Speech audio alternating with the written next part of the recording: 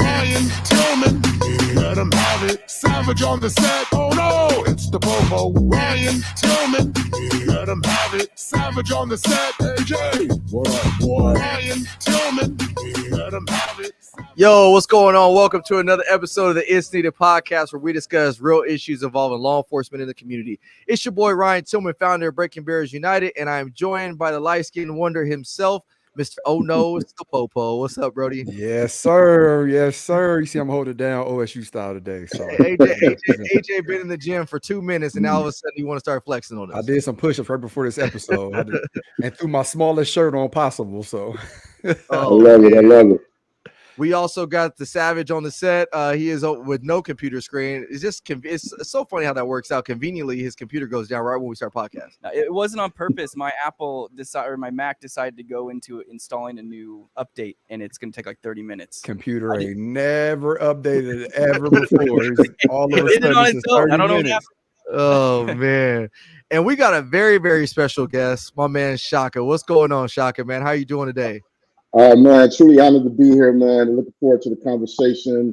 Just appreciating all the work you're doing and the conversation you're generating. So excited to be able to add some perspective to the convo.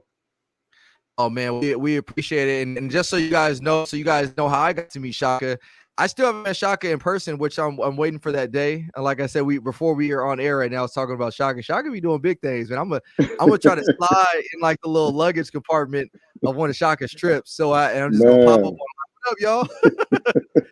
Glad to have you, bro. Oh man, that's gonna be great, man. We bring AJ out. AJ probably don't like water, but we bring him out there anyway. Not deep water.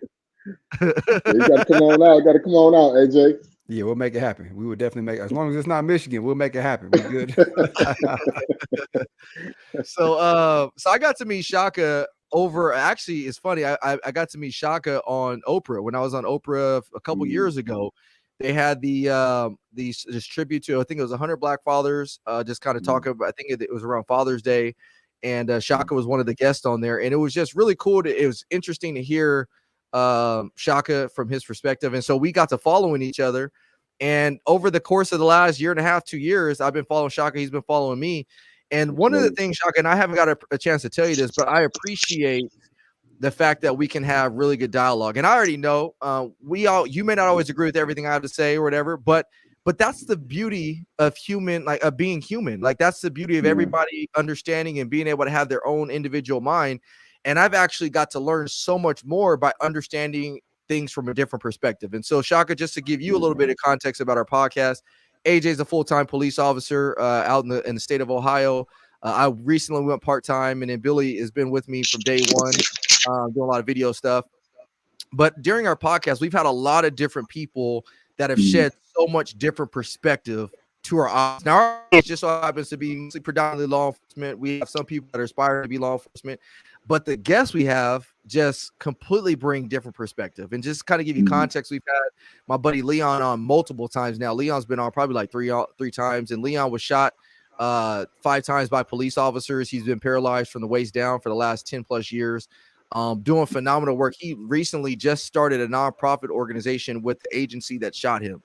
So when people tell me that we can't come together and bridge gaps and divides, I point them to Leon. I'm like, that's no excuse right there. There's no excuse. We can't do things better. If he was able to find a place to still go out and start a nonprofit, the agency that shot him. And then we've had Artie on. Artie was sentenced to life in prison after murdering somebody. He served 27 years of his life sentence. I think 5 years in solitary confinement.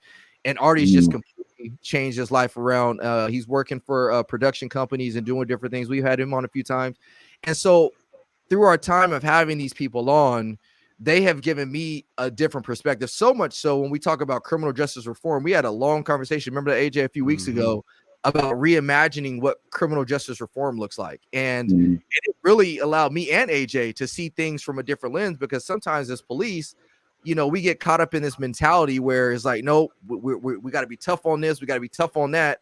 And then once they go to jail or prison, and we just kind of forget about it, and we think, oh, job well done. And we forget about the side that, hey, we need to help them be better contributing members to society when they come out. So it's not just throw them in there and don't look back. It's like, how can we help them while they're in there? So that way, when they come out, they don't go back to prison. And so man, we've had so many good, productive conversations. So that's why I say all that to say, man, it's a pleasure to have you on.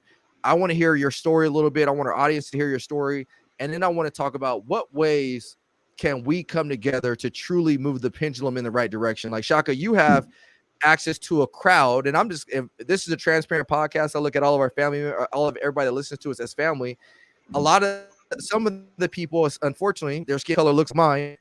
They don't like me because they've called me Uncle Bob. They called me this, and they don't really see my true heart and passion to bridge the gap, even though we may not agree with things. So you have access to a group of people that I may not be able to listen to, and vice versa.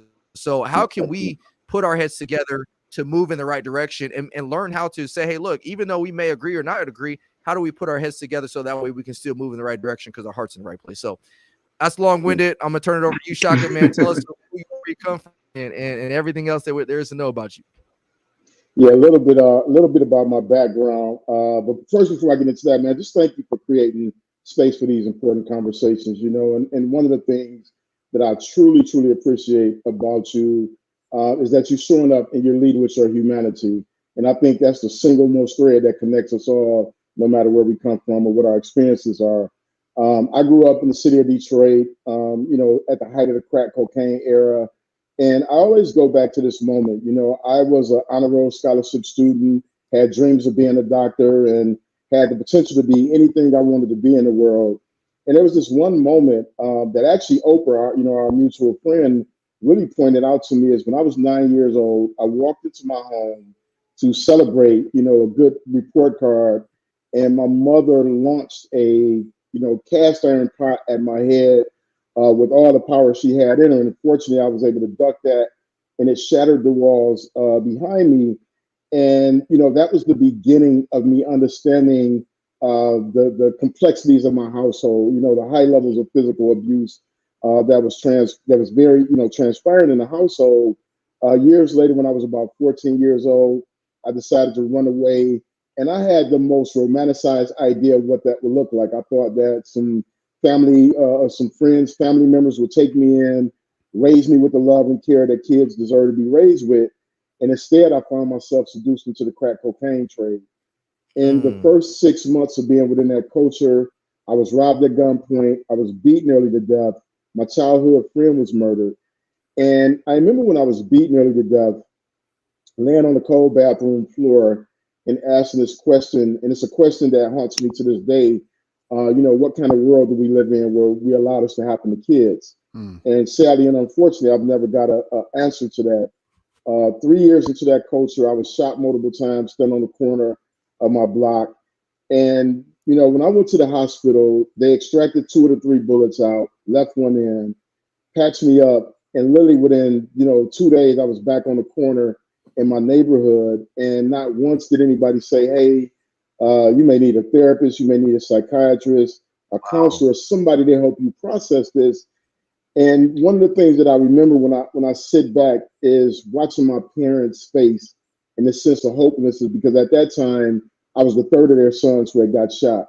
And my family alone, 8 of us have been victims of gun violence, and multiple of us have been perpetrators of gun violence. And true to that kind of pattern, that cyclical pattern, 16 months later, I fired the shots that tragically caused the man's death.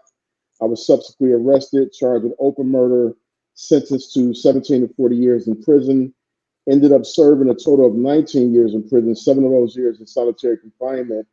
And it was in that environment that I began, this arduous, journey toward transformation and really kind of getting back to that little boy who dreamed of being a doctor. Wow. I mean, there's so much to unpack there, from the systematic issues to the trauma that you went through.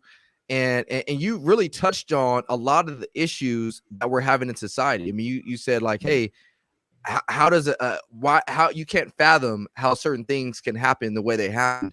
And we're still struggling with those issues today.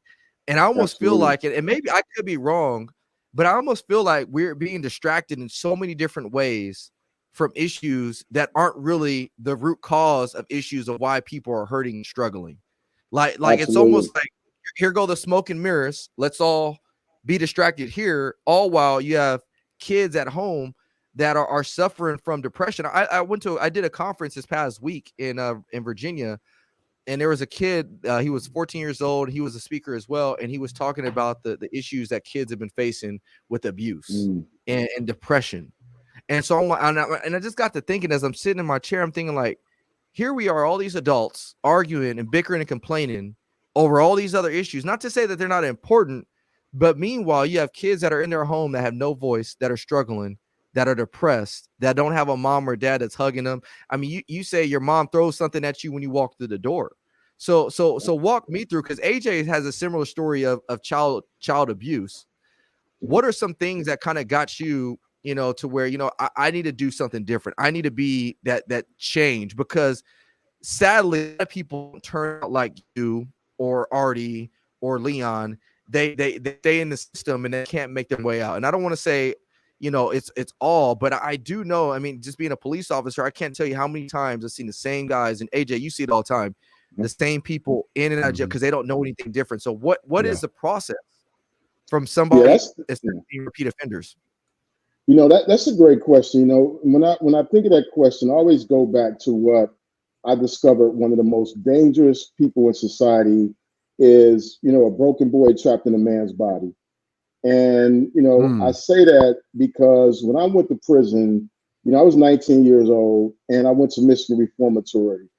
And throughout that journey, I started having these deep, profound conversations with the young men who eventually grew into middle-aged men, and now some of them are old men. And all of us had the same story, this broken childhood. And I definitely want the audience to understand that this is not an excuse. It doesn't, I don't make excuses for the decision. This is really an explanation of how a person can find themselves there. When you talked about depression, I ended up writing about my attempt to suicide when I was 16 years old, because I didn't have a way of processing the emotional toll of all the things I'd experienced at that time. And for me, I was really fortunate. It was two things that I was fortunate. One, I was literate when I went to prison. The average literacy rate is third grade in prison. And, I had my GED going in, I was going to college before they took college out, averaging a 4.0. So I had an advantage in the privilege of being able to read, which I truly believe is one of the, a great privilege in the world as we know it today. And then I had incredible mentors. These were men who were serving life sentences, who some were never getting out. Some have since died in prison. Some have, got out in recent times after 40 or 50 years, but they provided me with books, and those books challenged me to think differently. We used to have these competitive debates in the prison library where I would go over and get into these heated debates with these brothers who were well-read. They were legal minds. They were, great philosophers and chess players. And they always thought I was just playing games with them when I would bring the books back so fast. But I was an avid reader, and so we would, and I mean, these guys were sharp. They would, what happened in chapter 10? Let's break this down. Let's get into the philosophy behind it. And those brothers, and I mean, it wasn't an overnight thing. It wasn't the, the feel good story, somebody drop a book in your lap and life has changed, because inside I was hurt. I was a hurt kid. I was disappointed. I was disgusted with, the acts that led to me to prison. I was ashamed. I didn't know how to say that. I hadn't unpacked the trauma of my own shooting. I hadn't unpacked that PTSD. And, so I was carrying all these things, but book by book, conversation by conversation, I began to start seeing just a glimmer of light. And then I ended up getting a letter from my now oldest son when he was about 10 years old. He sent me this letter while I was in solitary confinement. And he said that his mom told him while I was in prison for murder. And he said, "Dad, Jesus watches what you do. Don't kill again." And it was the most heartbreaking letter, as you can imagine, because I felt I really, it hit me that I was failing my son. I had deprived him of a father. And then there was no context for me to respond because I was in solitary, so I couldn't get on the phone or really sit him down and walk him through what happened. And at that moment, I was like, I owe this kid a father.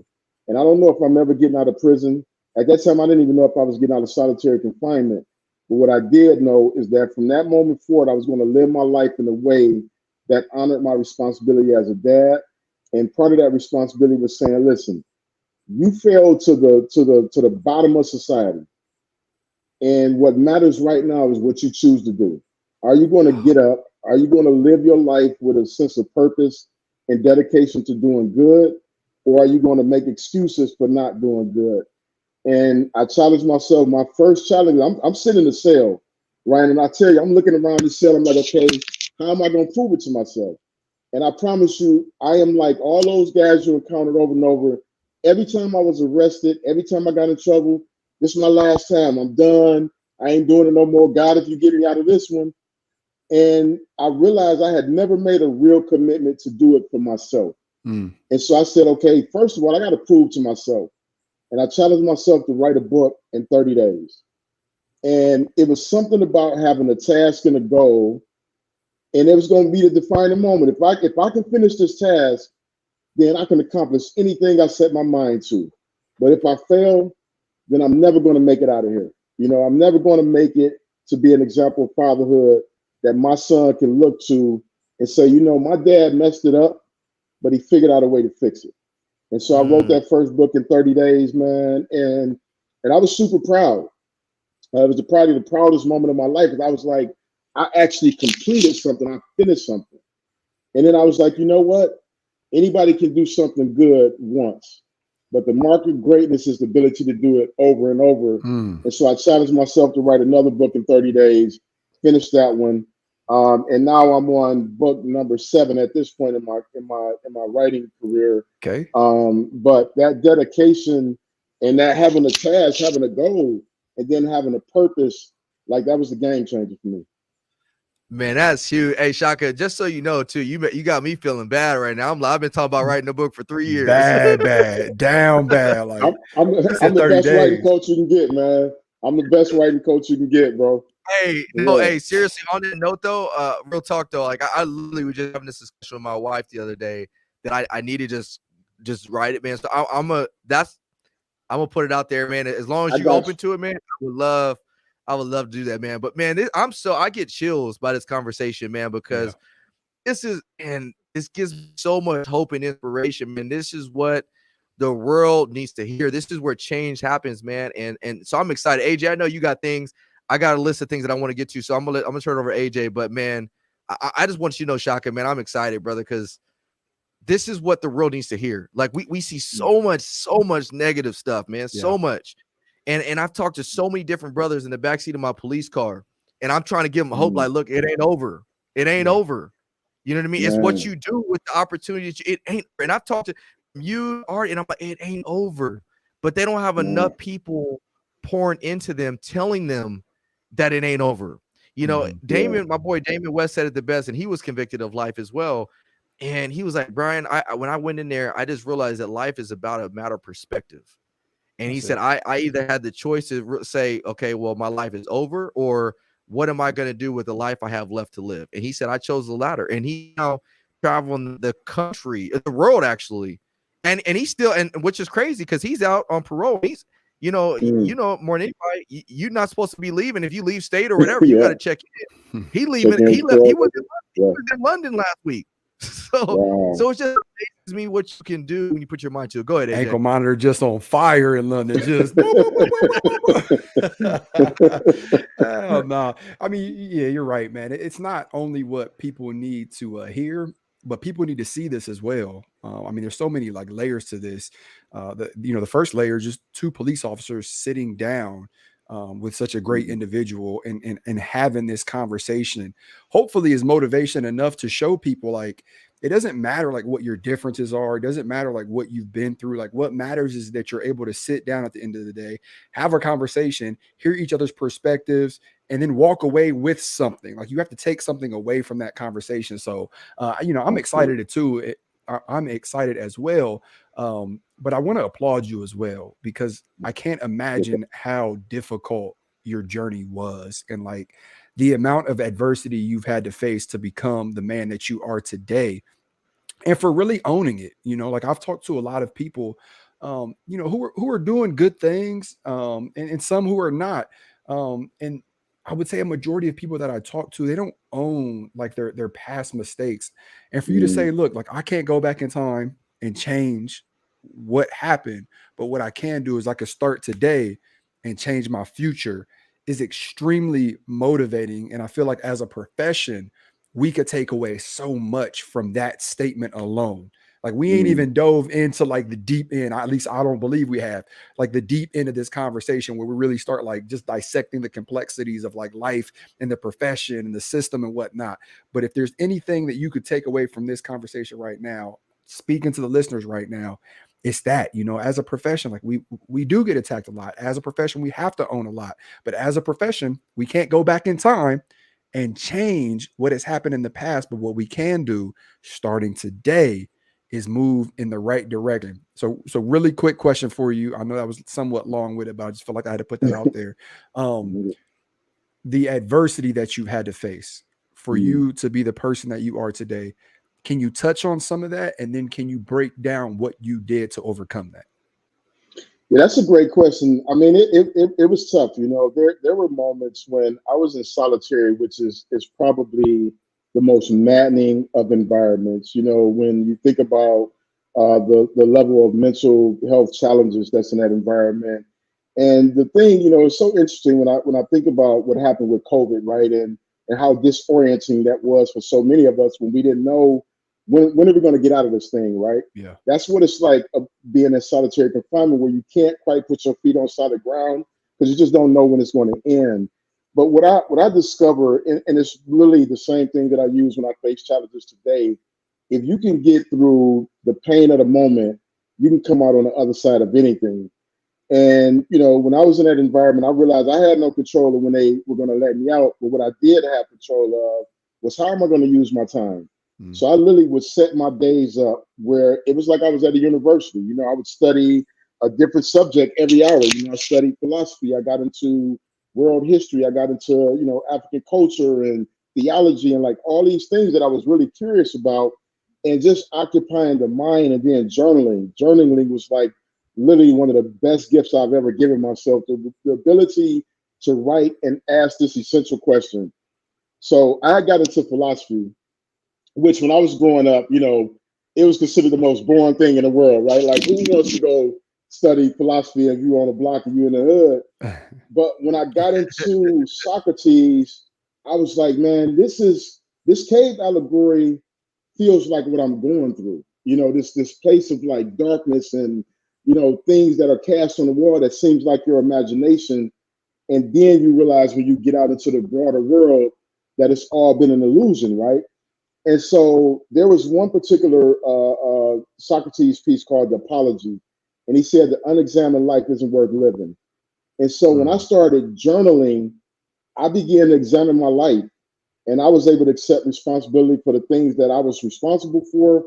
But I was also able to reassign responsibility to some of the narrative that I had, you know, adopted as my own when they really weren't. And so it was like kind of like that journaling, that being present in the moment really is the thing that helped me kind of move forward in my mind. You know, it's the thing that I go through today. Like, you know, I'm successful by any metric across several different spaces, right? I've been highly successful as a writer. I'm a producer. I'm a tech exec. I'm a tech investor. And there's things that I go through because of the felony that are challenging in a way that, you know, it's enough to make anybody lose it, right? And so I have to constantly bring myself to that mindfulness and to being present in the moment and saying, you know, at some point this thing will pass, or it's a thing that we can help change if I don't get lost in the anger of it and be present and like, okay, how do we change this? How do we lean into this with our humanity and say, you know what, this guy should not be held hostage for the rest of his life to the point where I can't get home insurance on a home that I just purchased. And so it's like these nuanced challenges that I face today. They're very different, but the process of how I solve for them is pretty much the same. That's dope, man. Shaka. So, I mean, that's powerful. You said something right now that I actually had to write down, and you said through journaling, you said you were able to realize that you had to stop adopting a narrative that truly wasn't your own. And the reason why Absolutely. that is so powerful is because I went to I did a presentation at a last year. It was a black student union that I was giving this presentation to, and I had went with the intention of speaking about changing the perception of how they view law enforcement and stuff. But when I got there, I changed up my presentation because I just, something was on my spirit, like, no, they need something else right now. So I delivered this presentation, which I call the change agent. And really it was about empowering them to go out there and really disrupt society and leave a mark, a positive mark on our communities without having this victim mentality. And one of the things I see, and it happens on both sides, and don't get me wrong, there's a lot of trauma. If we start talking about race and equity and all that stuff, there's a lot of righteous trauma. But Absolutely. me and AJ had this discussion a lot of times. One of the things that's the biggest hindrance, and I speak as, as a black man right now, I'm gonna put on that hat, is one of our biggest hindrances, I feel, is that we have a hard time drawing the line and saying, okay, I'm not going to allow my history or my past or whatever it is to victimize me and prevent me from moving forward. And so it's not to say that things aren't a reality or things didn't happen in the past, but at what point do we draw the line and say, I'm not going to allow this to hold me back? And so, and at the same time, what I've seen a lot of is people will adopt a narrative that's really not their own. And so it really does a lot of hurt. Like you said, it really does a lot of hurt, because when you start adopting this certain narrative that really doesn't make up your own, not only does it fuel a fire that's already burning, but now it starts to get you to start to promote the wrong things and cause division. And what I'm getting at is, I'll talk, and I'm going bringing it back to policing right now. There's this narrative about policing, which is super detrimental. And don't get me wrong, me and AJ talked about it before. I mean, there are some things in our history's past as a profession that is terrible. We can't take back the civil rights movement and things like that. But a lot of my dad, my grandfather, they were some of the people that were on the receiving end of policing that was in many ways corrupt back in the day. But a lot of our newer generation, that's not the reality that they're living in. Now, I'm not saying that's not the reality for some. That is a reality for some. But for many, especially because I travel across the country and I'm speaking to cops all day long. Right now, law enforcement is under the microscope, one of the biggest microscopes we've ever been around in, which is a good thing.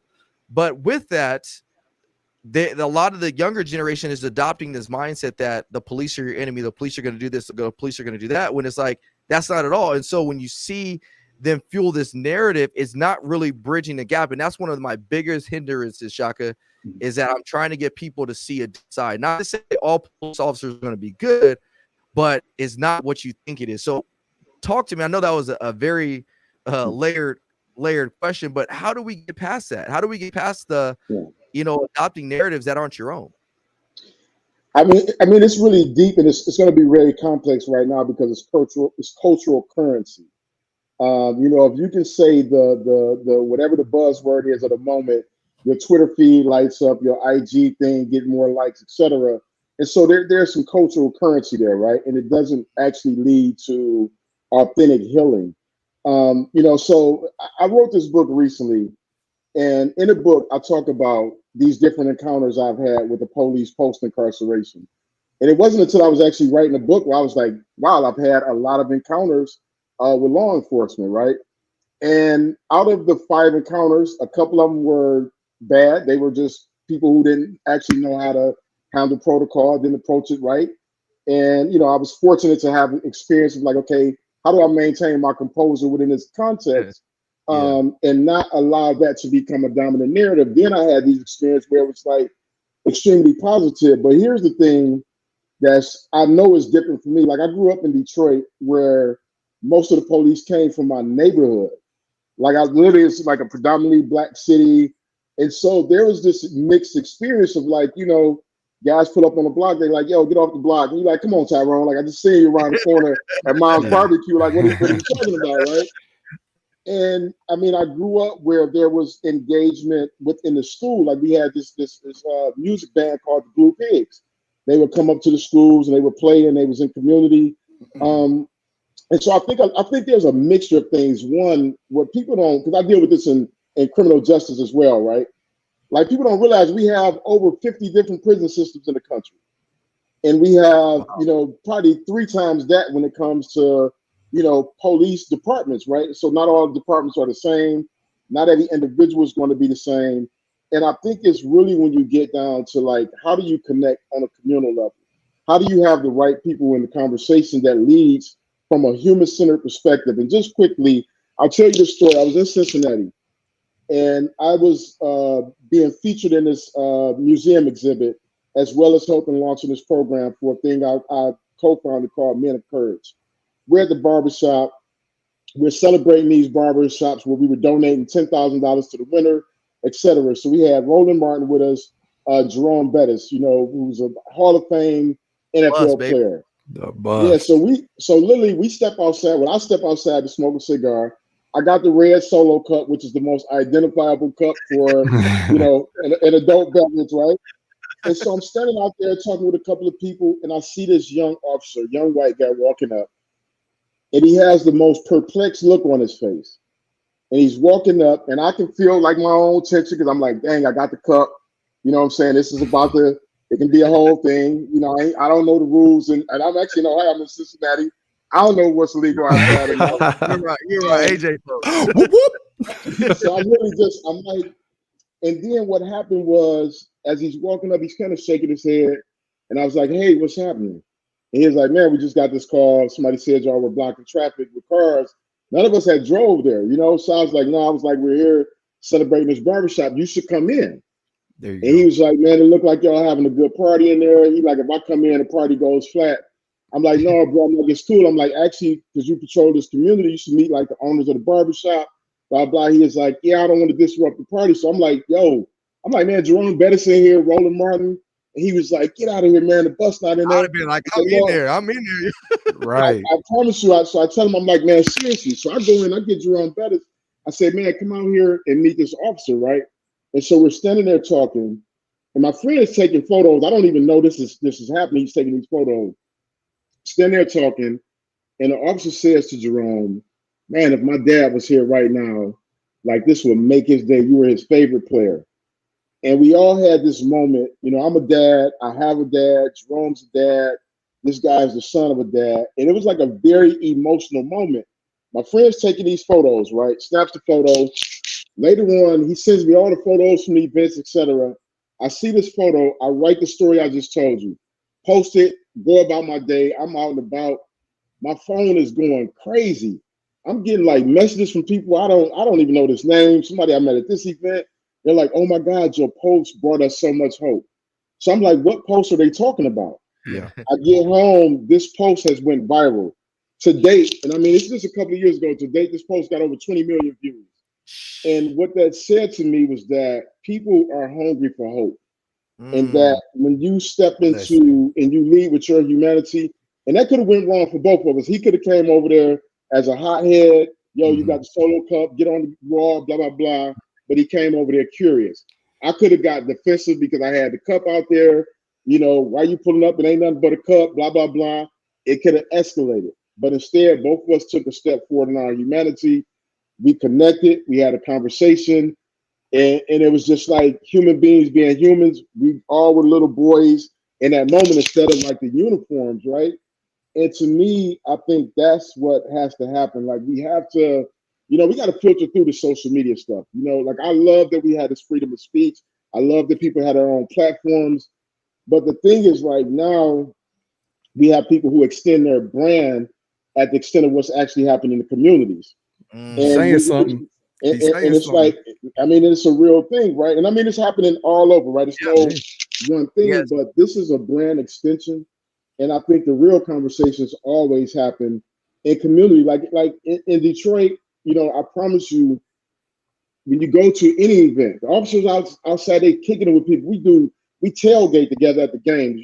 Some of my friends actually, former Chief Goppy, Ralph Goppy, he's a friend of mine. He's also a hero of mine.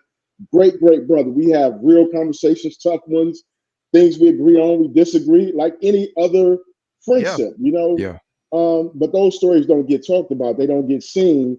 And it's almost like, if I'm talking to Ryan somehow I'm compromising, the things that are happening. But I'm like, I'm in the trenches for real. I'm in prisons for real. I'm on the corner for real. I'm on the block for real. I'm in C-suites for real. So it's like I'm in these spaces, and I always show up as me. And the only thing I can share with people is the truth of my experiences, the stories that I know to be factual and true, and those are my experiences. And when you have this kind of cultural trauma, that's part of the thing. Like, we're fed so much. So every night before bed, I do affirmation with my son, because I know that if you just turn on the news, like, I promise you, it's hard to feel good, as a black man growing up in America, if you just watch the news. If you just watch media, it's hard to have a sense of like, hey, I can be more than what this segment says I can be. And I think when we can get to those honest conversations of what things have been, from a media standpoint, right? Like I tell people all the time, if you are not from Detroit, you haven't been to Detroit and had a good time, and your perception is only through media, like you would never want to come to Detroit. Like I would not come to Detroit if I wasn't from there. But then I take people to Detroit. I promise you, when I take people to Detroit, they are like, man, I done had the most fun. Yeah. Like the people are so warm and so welcoming and it doesn't mean that these other things aren't true, but those things represent the most, minute of our community when you think about all the good. So we definitely have a media perception problem. And that's what I feel like both sides are fighting, right? Like both sides right now are fighting the ghost of a media that historically has positioned both as either villain or victor. And that's what we're fighting. So we're almost like we're tussling. Meanwhile, the news outlets is running the numbers up. Because they benefit. You know what I'm saying? They don't benefit from like, you don't see a Leon Ford on, on a latest news outlet. You know what I'm saying? Except for when he wins the Hero Award. You rarely see me on those outlets because the truth doesn't have the same value as things that are salacious, things that are, combative and conflict oriented. You know what I'm saying? And so for us, it's like, too much truth, Shaka. You but you real, gotta get that down because but you are so right. Go ahead, AJ. You were gonna say something, but I'm chomping at the bits. I'm over here like, tag me in, tag me in. Yeah, go ahead, AJ. Go ahead. So we've identified that there's a problem, right? Like we talk about like social media and how it's so divisive and like polarizing, and like it just causes like so much friction, not only between like our profession and like minorities, but political views, like sexual orientation, like beliefs, like whatever it is, like it could be so divisive at times. So like we know that there's a problem. And the story that you told about the bus and this police officer has the recipe to fix it in it. And I'm not even sure that everyone picked it up. So I just want to rewind a little bit and break this down. There were two things that happened in this that has been the key to my success. I'm sure it's been the key to Ryan's success and yours as well. You invited someone in to an environment of change. When you invited that police officer and you said, hey, come in the barbershop. And he's like, nah, I don't want to mess up the time. I know how this is going to go. I'm going to go in there and music going to stop. Who invited the police, right? Everybody hiding the drinks, that type of deal. I'm good. And you like, nah, like really, I want you to come in. Like we got the bus in here, right? Like you're trying to sell him on walking in this environment to help create change because you know how powerful that is. Like, when he walks in there, his perspective is going to change a little bit. There's a conversation is going to happen. Like something is going to happen that's powerful just by that invite. So that's step one. Step two, the police officer accepted it. Yeah. The police officer accepted it and went, all right, yeah, let's bring him out here. I want to talk to him a little bit. And just by combining those two things, you had a positive video that was seen over 20 million times. So if you're listening to this or if you're watching this, like I want you to always have that in the back of your mind. Like, which person are you in this situation that you're in right now? Are you A or are you B? Do you have to do the inviting where you invite somebody into this environment? Or are you B where you have to be accepting and go, okay, I need to be invited and I need to accept this invitation to be in this environment of change. So like that story that you share is so powerful in so many different layers. I just hope that people really walk away with what I did from that story. That's a crazy Man, story. no, Yeah. you Shaka, you impacted me with that, man. Like I said, I got chills listening to it. And it's so it's like our podcast name is needed. Like Yeah. that is what's truly needed. I had a discussion with a family member of mine today, and I love this family member. I'm not going to dime him out like that, but you know, because he may listen or not. But anyways, we got to talking, and he's older than me, a lot older than me, and you know, we're talking about a recent situation involving the police utilizing deadly force against somebody in the neighborhood. It looked bad. Actually, I broke the video down. Is when the officer shot the guy in his back. It's tragic. And I every video I make, I always say, I don't care whether or not this is a guy that, you know, was doing something he shouldn't have been doing or not. Death is always tragic because that was still somebody's son, somebody's brother, and stuff like that. So when I make videos, I want people to realize, like, I'm still empathetic to know that this person was still loved by somebody. You know what I mean? So, but anyways, we got this. But at the same time, I have to get to the facts and what the reality is and why it's going to come out the way it is. And one of the things that this family member failed to do was he failed to negated all the experience I have doing my profession, not only doing my profession, but being put in similar situations and understanding why I had to make critical decisions that I've made or watch partners make those decisions. And so when we started having a conversation about this situation, at not one point did he ever let me talk and let me explain why it might go this way, or the perspective of why the officer wanted to use force. All he kept saying was this and that, and this is why the city's corrupt, and this is why the chief is going to do this, and blah blah blah blah blah blah blah. He kept going on and on. I'm like, you gonna let me talk? You gonna let me talk? And that's in my family. We do a lot of arguing. It's what it is. That's just the nature of my family. But it kept going, and we were with somebody else who don't even know my family. Like they don't really know my family dynamic that much, so they like looking like, bro, like y'all fight. Yeah, this heated. Yeah. But the point I'm trying to make is that not one point did he ever let me speak. He was so fixated on this mentality and this perception. And in my mind, I kept thinking, this is why we can't change things. This is why. And even if you allowed me to speak and you didn't change your perspective, at least you allowed me to speak and you can understand why I may view something the way I view it. And I equate it to marriage often. You know, there are many times where me and my wife, we may argue, we may get into it. And at the end of the argument, we still may not agree on whatever we arguing about. Yeah, because she was right. Yeah, right. I'm gonna tell you right now, dog, she was right. But one thing that stands true is, and I've learned this early on in my marriage, is that we don't always have to agree. But as long as we can agree to disagree, we can move forward. And people don't know how to do that, especially when you bring in social media into the equation. And that's why I've always, from the moment I met you, Shaka, that's why one of the things I've always respected you for, man, is like, we can have dialogue. And there's been times when we dialogued in the comments or back and forth and now we got each other's, like, we can have dialogue. And there are people that on my social media page that started out, man, they were like super adversarial to me. Like they couldn't stand me.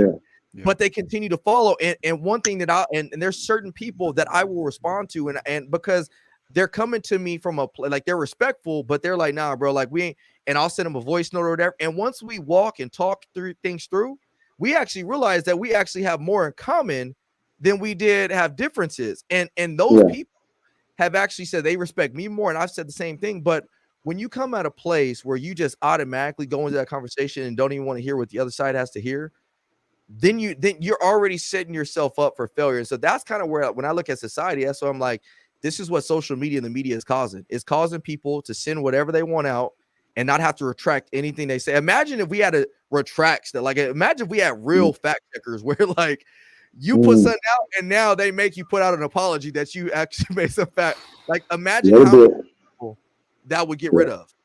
It'd be a game changer. You know, one of the things that I realized. So the CEO of our company, he's from Israel, and he and I, we were just having a conversation around, you know, race and gender and all the things that we're having these very public conversations about.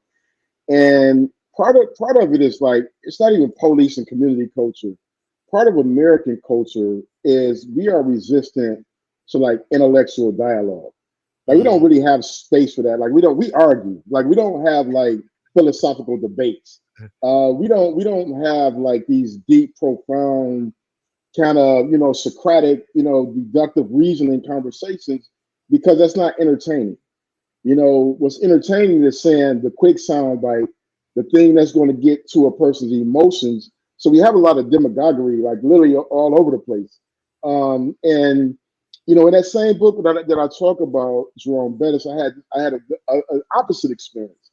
I'm getting off a flight, flying in from Boston, and when I get off the plane, like I'm tired, I'm flying first class.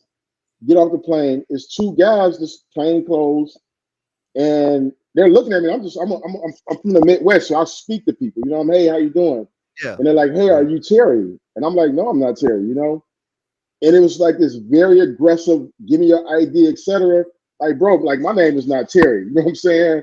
Yeah. And I'm just getting on the plane. So I literally asked him. I was like, well, did you just stop the first black person that got off the plane?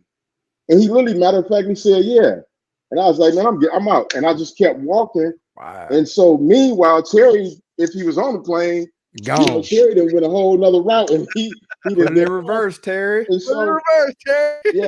And so there's these moments where, even in that moment, and I've talked about these multiple encounters where, there is a moment of like the indignity of that. You know what I'm saying? Like I'm traveling from work, I'm traveling from business, I'm first class, I'm chilling.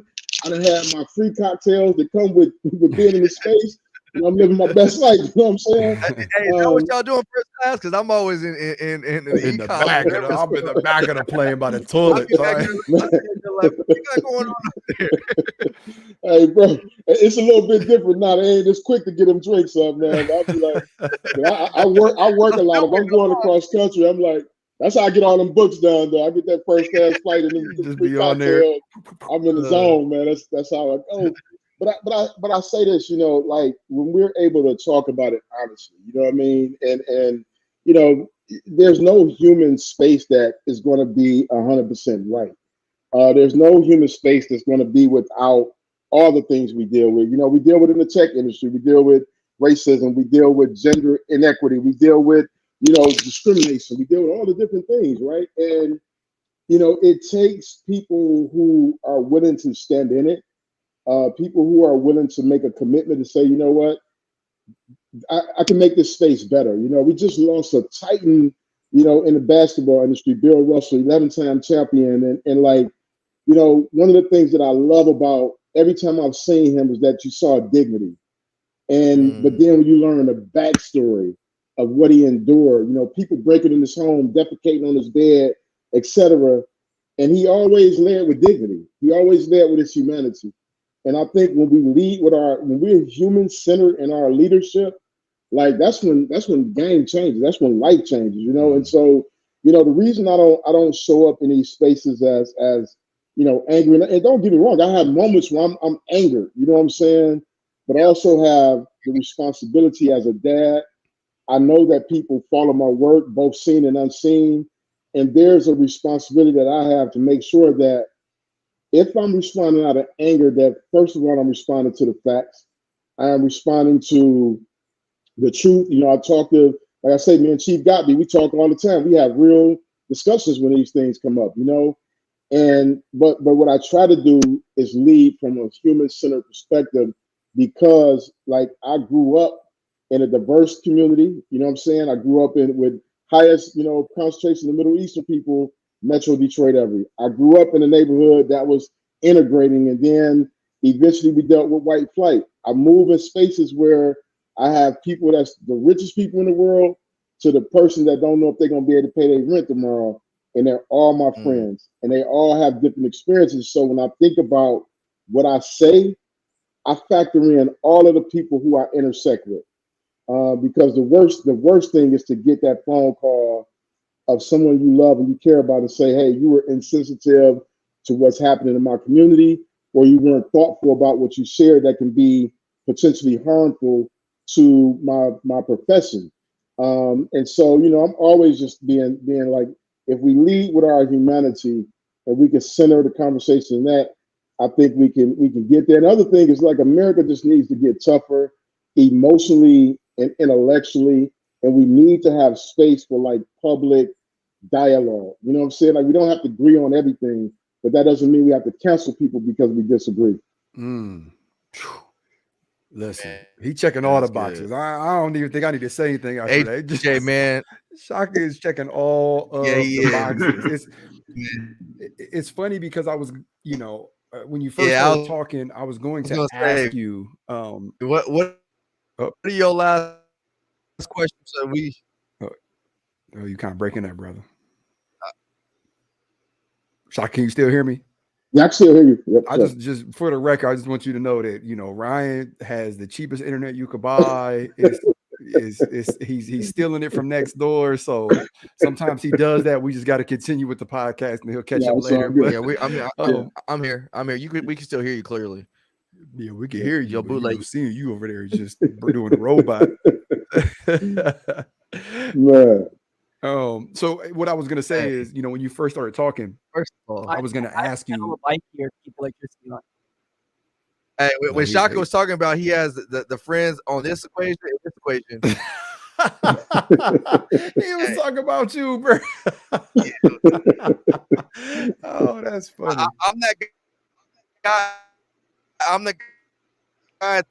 Ryan breaking up. Yeah, Ryan, you real bad right now. You real bad. So you know, when you were originally talking, I was going to ask you to give a message to like police officers because, you know, as Ryan stated at the beginning, the majority of our listeners and followers are police officers, whether they've been in the job or in the field for 10 plus years, 5 years, or they may be in the academy, or they may be aspiring to be a police officer. That equation. If you could.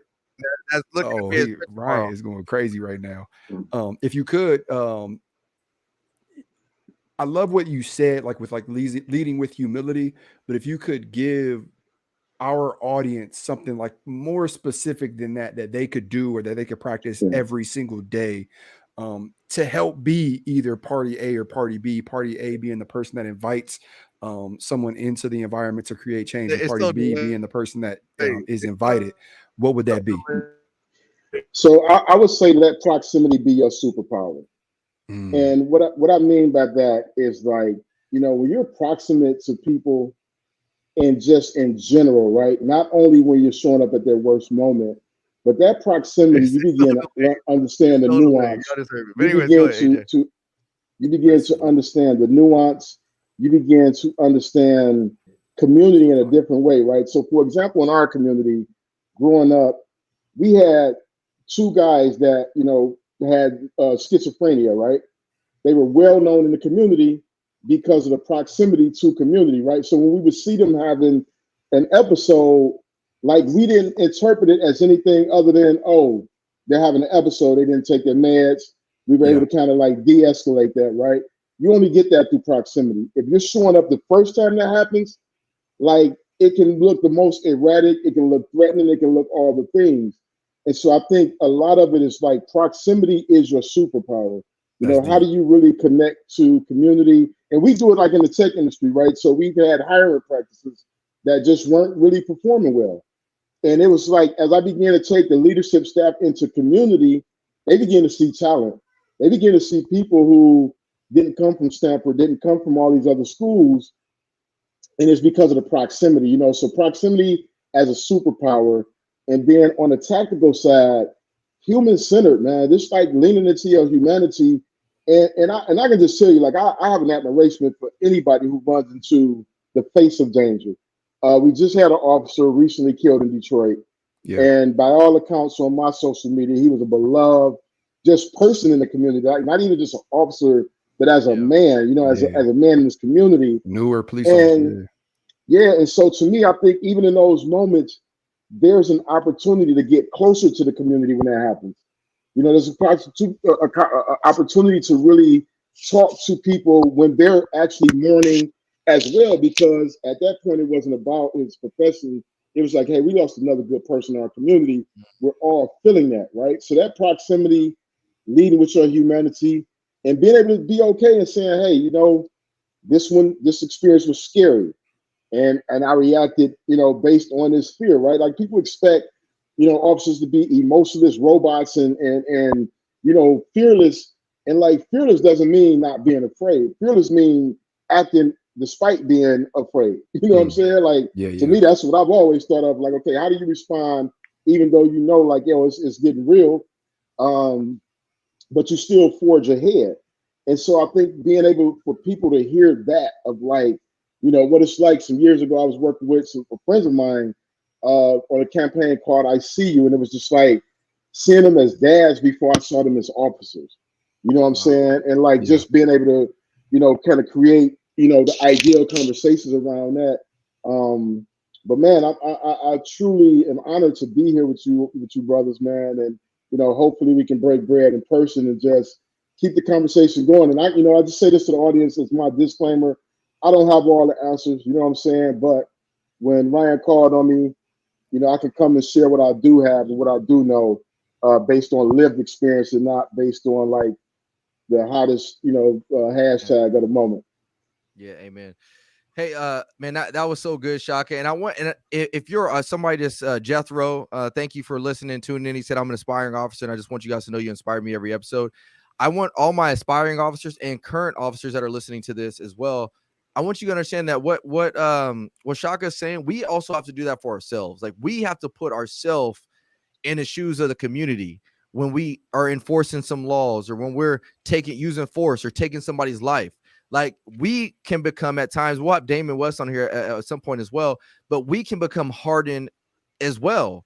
And when we become hardened, it almost, you lead with almost that experience that Shaka had at the airport. Like you just started to become an a-hole to people when it wasn't necessary. And so as much as Shaka is going to be a voice that we need in the community so that way your hearts can be heard, we also have to do the same thing. We have to point the microscope at us and say, what can I do better? How can I lead with? I always say, you say lead with humanity, which I love. One of the things I always say is I say lead with love, empathy, and respect. You do those three things, you're not going to have no problems. And so, yeah, you may kill somebody. We may kill somebody, unfortunately, because our hand was forced. But that doesn't mean you lose empathy for the family. It doesn't mean you lose empathy for the community. You still got to empathize. They need to see you empathize. We can't always just be like, oh, you know what? Hey, we did our job. Good job, guys. We all go home. And I think we have a tendency to do that. And me and AJ understand why we do it. We understand why it's a coping mechanism because we have to figure out we just took somebody's life. So it's a coping mechanism.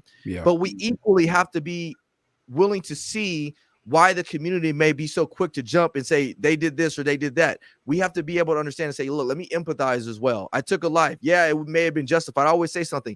Just because it was justified doesn't make it right. And I'm not saying that it doesn't make it right from the standpoint of, you were out of policy and all. No, that's not what I'm talking about. What I'm saying, though, is even though it's justified, we have to go make it right with the community as well. We have to go make it right with the family as well. And they may not agree with us. They may not understand why you had to pull the trigger or whatever it may be.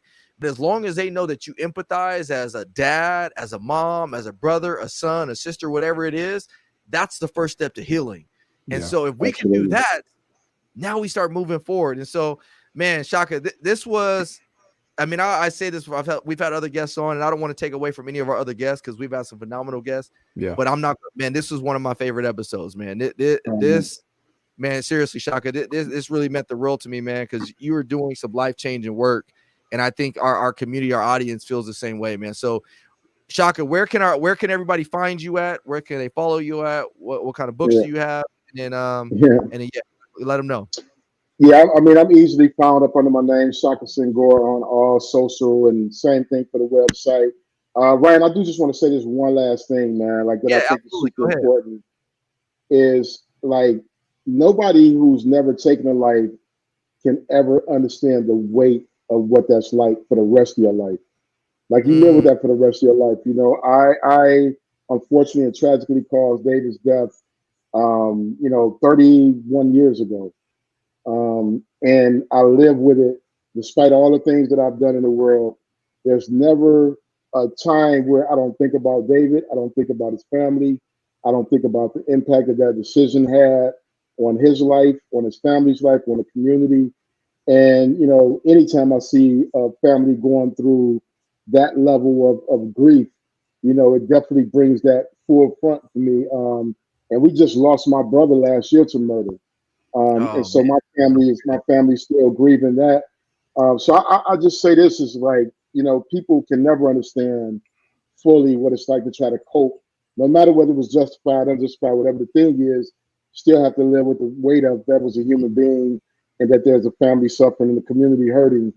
So thank you for even, you know, uplifting that. And yeah, everything else is found up under my name and the books are available up under my name. But this was a great conversation. I'm happy you invited me. I've learned a ton today as well, and this is a great conversation for me. So I'm definitely on the receiving end of, you know, you all's wisdom, and I'm thankful that we have officers like you both who are really speaking to all of us. So I truly appreciate y'all for y'all service, and be safe out there. Thanks, Shaka, Appreciate you, man. brother. This Appreciate you. this will not be the last time we have you on, I'm sure, man. Because we can go on for hours, but I know you're busy, and I know AJ guys, you know, he has to get back into that gym because he's only been in there for a hot minute. Yeah, I seen them flexing, man. I used to have a little something up under there. No, Shaka still got a little something in the tank. I was about to say, he said used to. He's about to rip your shirt off doing that. And I'm like, oh, geez, like, I'm 50, man. I'm 50. I'm like, I'm just trying to keep it off and falling apart at this point. I heard that, brother. I Shaka heard like OG that. that you just not gonna mess with, you know. Facts. Yeah, you know what I'm saying? But yeah, I'm sure we'll have Shaka back. But Shaka, man, again, thank you so much. And to all of our audience that was, you know, that was interacting with us today, man, we appreciate you guys. This is the work that needs to be shared. So, you know, we talked about the media heavy today. So the way we can combat that is sharing good positive messages. This stuff doesn't get shared enough. So that's how we combat that. So share this this podcast if you guys see fit, and make sure you guys go follow my brother Shaka because he is doing amazing work. We're going to do more work here in the following in the future. So that being said, y'all, we love y'all, and we'll see y'all next week. Peace. Peace. Hang on, Shaka. All right. Oh yeah, Billy told me